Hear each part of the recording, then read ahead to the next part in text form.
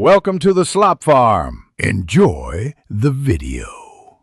You start by collecting parts: a 3mm lead, 330 omega resistor, thin insulated wire, and a fine soldering iron.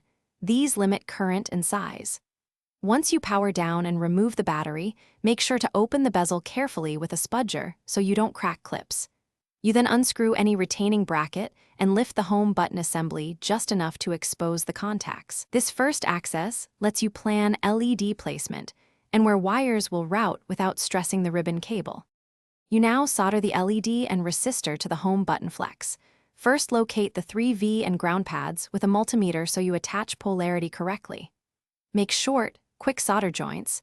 Use flux and a fine tip to avoid lifting pads.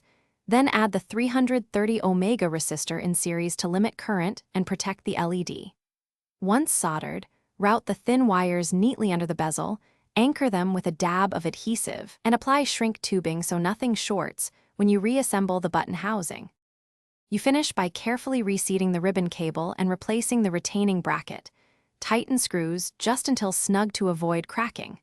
Once the bezel is closed and the battery reinstalled, power on and observe the LED glow. Make sure it's not overly bright or dim.